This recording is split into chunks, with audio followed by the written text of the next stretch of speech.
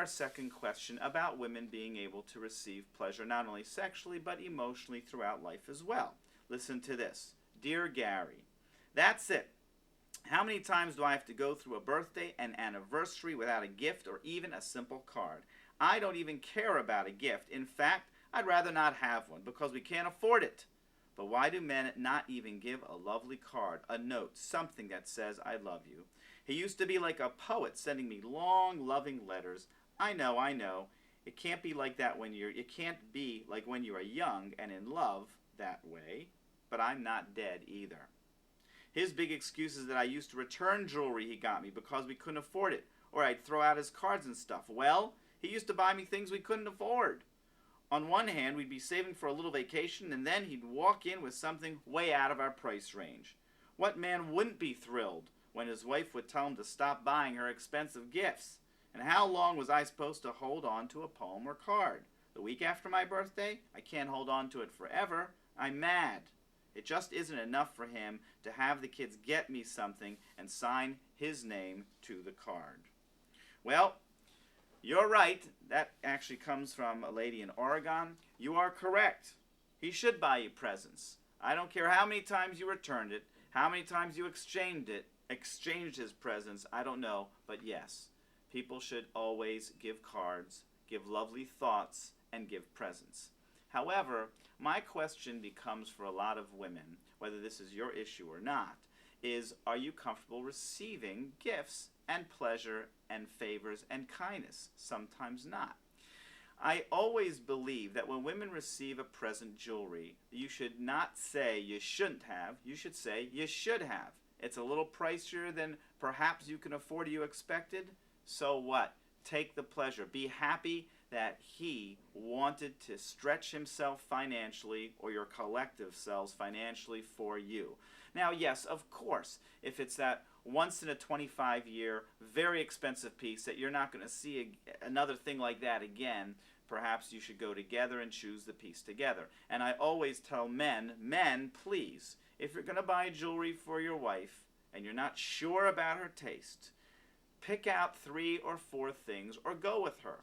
And have her pick out with you 3 or 4 things, and then you choose the one piece to give to her. So that way it's personal from you, but you haven't gotten something that she finds really awful. But women, please, be able to receive the pleasure. Sometimes women are able to give to others. It's kind of like so many women I know that they're okay having their husband sleep late on a Sunday morning and they'll take the kids out. But if they want to sleep in late and they expect their husbands to take the kids out, sometimes they say no to that. Now maybe you say, hey, great, I wish he would do that. That's fantastic. But a lot of people, it's not like that. Sometimes we have money for things that we need for the kids, things that your husband might need, but when it comes to getting you an expensive piece of jewelry, we don't have money for that. Well, check yourself on that. Make sure you're not sending the message to yourself and to the people around you that they and their needs and desires are more important than your own.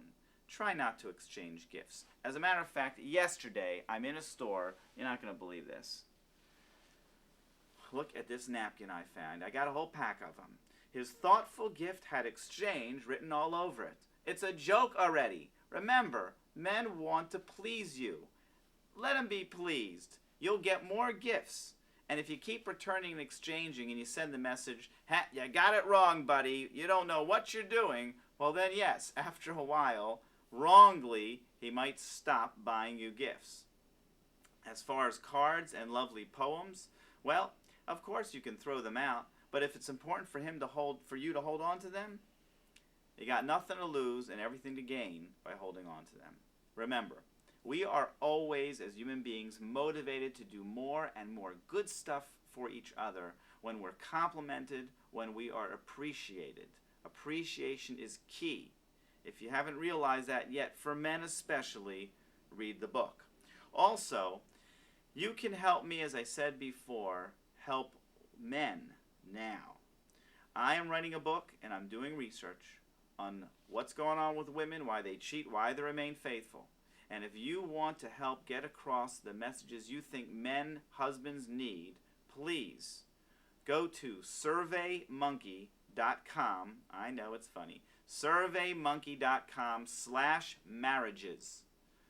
There you'll see a survey, and there is no tracing. It's totally anonymous. I and my research team have no idea which survey you will choose. So as long as you are married or have ever been married, whether you have cheated or remained faithful, does not make a difference. Please, please help me help others. And of course, help me help others by telling them about these installments so we can really get more emails, more people's questions answered. All right. Next week, we're going to be talking about a couple other emails I don't have time to get to today, but I'll read you just a couple pieces of them so you know what's coming up. Dear Gary, how does any woman do it?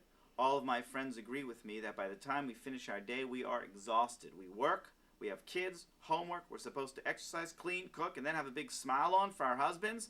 I feel absolutely overwhelmed, and then I have to do it again tomorrow.